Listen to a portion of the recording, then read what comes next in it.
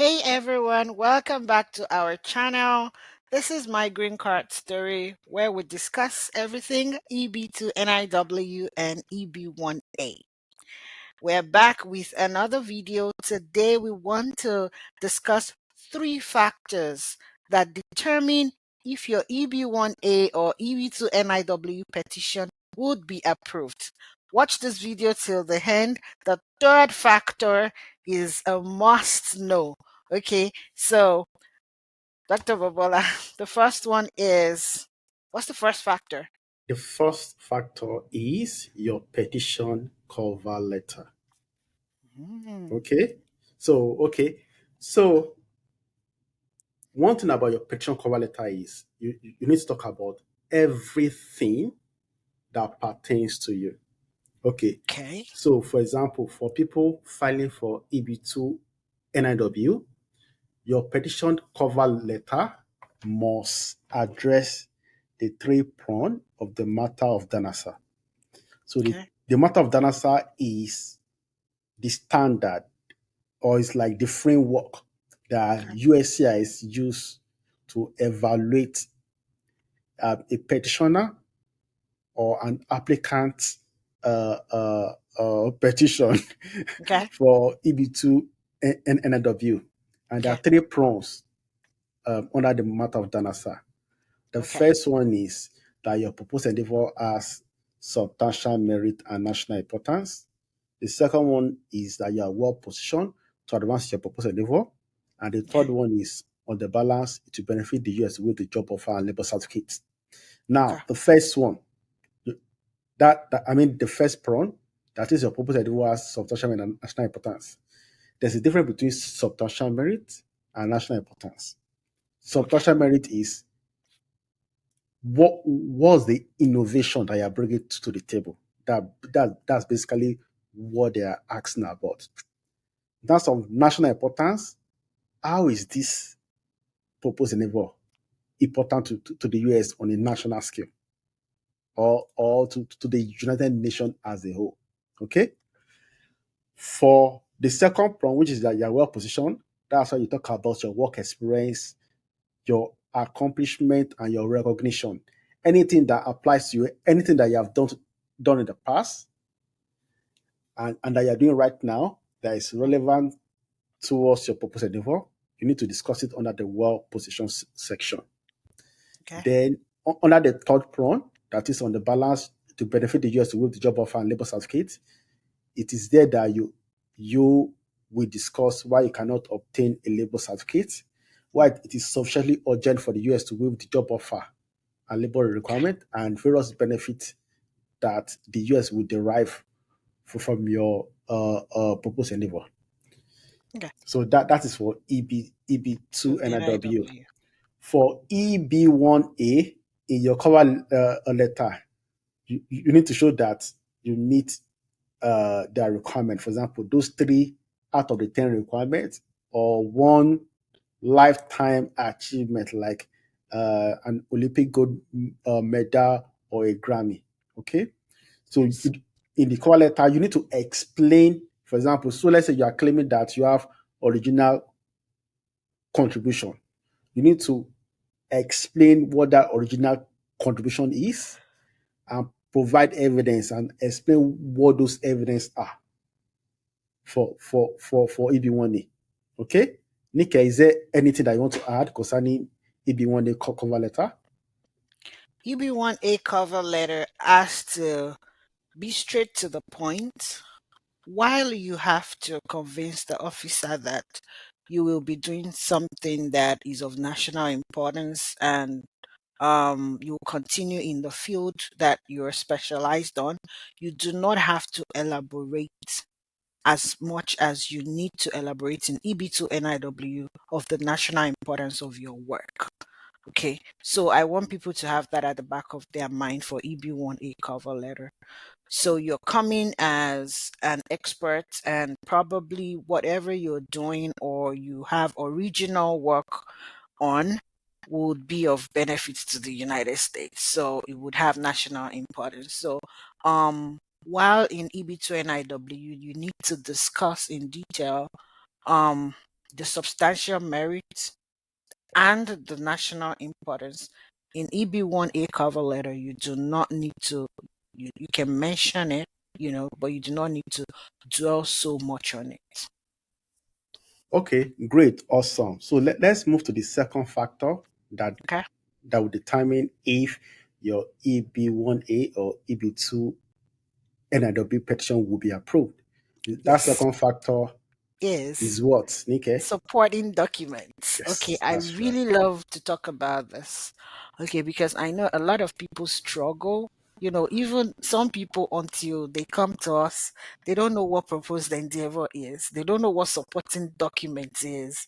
So, what is supporting document? How does it determine if your case will be approved?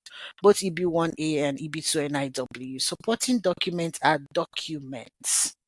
Okay, they are evidence. So take your petition as a court case, as a legal case. It's a petition, and when you have a legal case and you want to prove beyond all reasonable doubt, you have to bring evidence, hard evidence, okay, to convict whoever or whatever the court case is about. So that is the same thing with your petition with the USCIS. Whenever you're writing the cover letter, and that's why we said cover letter is the first and most important, factor, because you can have supporting documents and not know how to discuss them. You see, the other way around is you can have how you want to discuss supporting document, but you don't have those supporting documents. So let's take, for example, you say you have a master's degree and you do not have a transcript. You've not taken you've not gotten your foreign degree converted to a US equivalent, maybe by using WES or any other um, organization that does that. That means you do not have the supporting documents to support that you have an advanced degree. So you need to have those documents. You're going to actually print them. At least for today, all of your supporting documents have to be printed and shipped physically to the USCIS, to the United States if you're outside the country.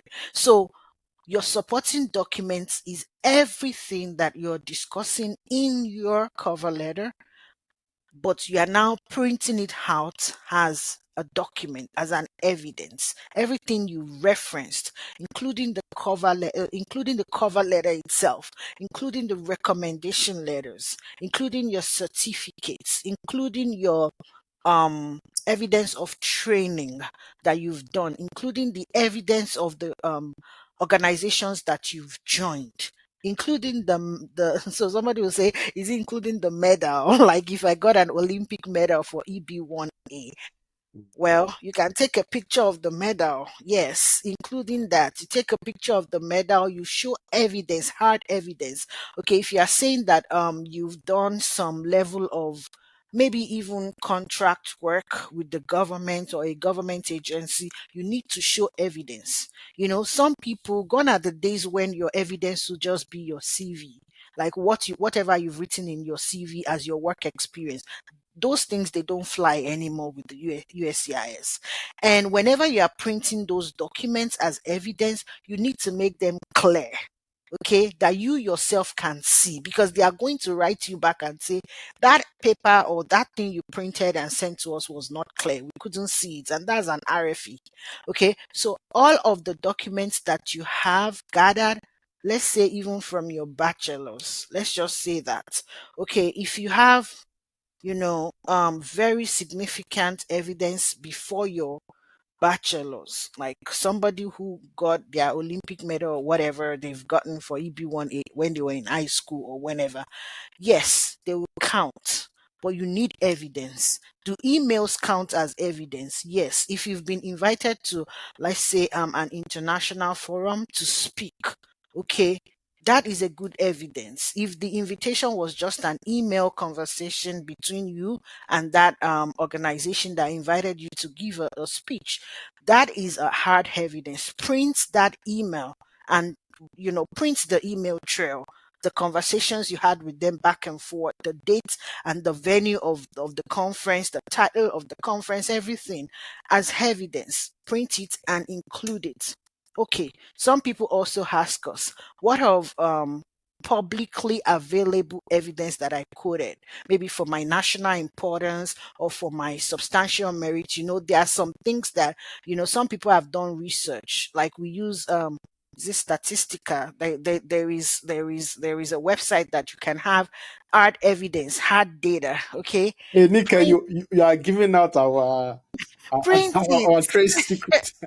Print all your evidence, everything that you say in your cover letter. Print all the evidence. I've seen that some people, sorry, Dr. Bobola, some people, they are going to put the link to the evidence in their cover letter. I don't know why people do that, because when you submit your cover letter, it's hard copy. How do you expect them to click on an hard copy to go to that link to verify what you're saying? It's not possible. So you need to print it for them, okay, as evidence. All your evidence must be printed. That's just that's the supporting document. How will that lead to approval?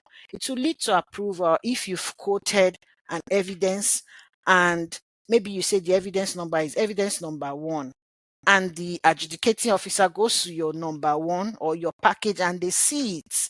It will lead to a RFE or denial if they've gone there but they cannot see the evidence that you did so and so in so year. So that one is RFE. Okay. And if you don't have an evidence, I would say don't bother yourself mentioning it in your cover letter or talking to it. It's just a waste of time, to be sincere, because by the time they don't find it, when they are scanning all your package or looking at your supporting document, they don't see that particular evidence. They will just give you RFE straight up. Okay, so that is supporting document. It is very, very important. You should not submit an application without the documentary evidence or documented evidence. I think, Nick, I think you have given them some of our secrets. Eh, Okay, that's fine. okay, that's why That's we are fine. here.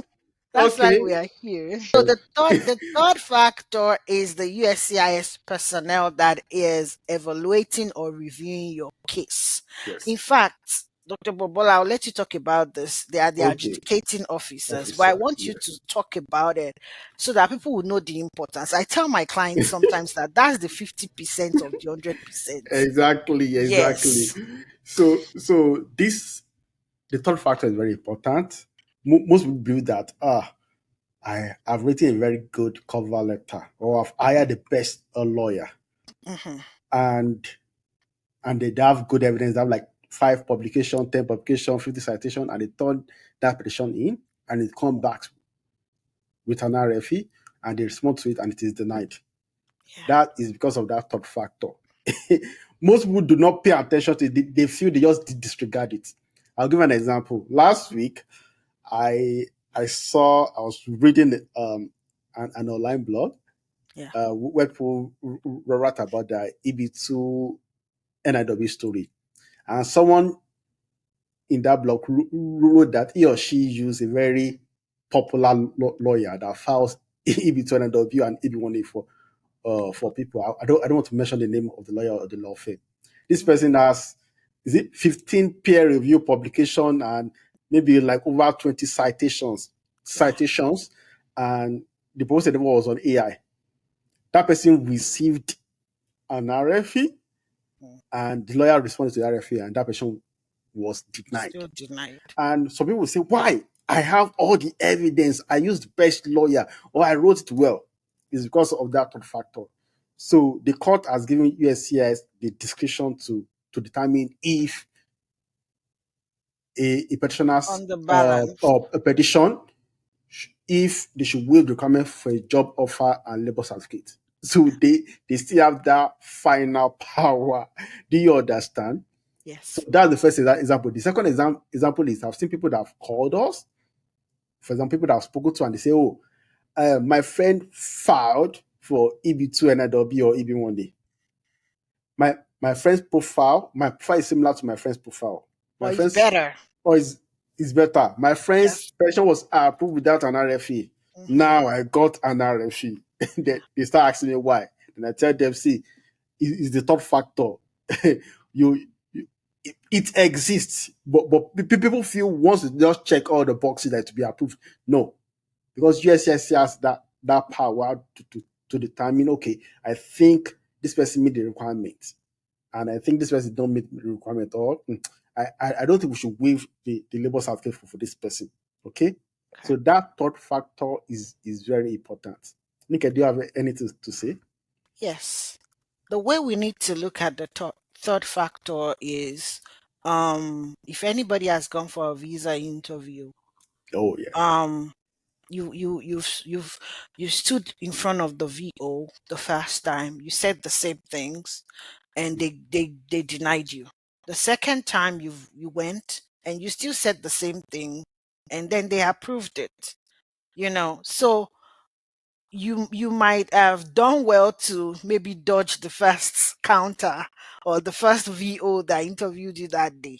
So that's the way you should just look at it. The human factor, the psychology, the environmental condition, everything that is happening at the time that you submitted or worked with one adjudicating officer might be entirely different from the other time. So, and that's why you see a lot of people, they'll say they've applied for EB2 NIW like 3 times. It was on the third try that it was approved. So what happened? It's still you, it's still your profile. You probably maybe changed one or two things or added some additional evidence, but it might have just been a different officer that evaluated the case this time. So that's a very strong factor. I really don't know how people can um guide against that other than being persistent, in trying. And if you're a very prayerful person, pray that, that it meets it meets a favorable officer this Then, time or whenever you're applying. then That's I'm going to that's important. I'm going to ask something else. So then another thing that the third factor influences, for example, I've worked with people that had barely anything, and Nika to us work with clients that had barely Yes. anything, like no evidence, no published paper, no covered presentation, just their CV and letter of Their recommendation. minimum eligibility was met.